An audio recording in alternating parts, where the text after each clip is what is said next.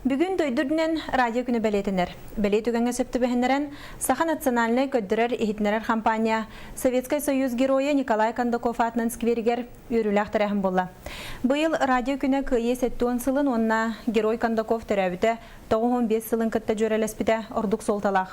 Ол күрдік сәрі отырдағын қорсындығы аспыт Николай Кондаков телевидение онна радио комитетін клабный редакторынан үлелән көддірер ehitнерер еке хайдытығар улахан олы ғурбыта.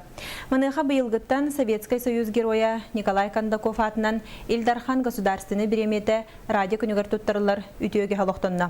Бүгін бұнағарада Вести Саха шеф-редактора Владимир Ермаков кананна.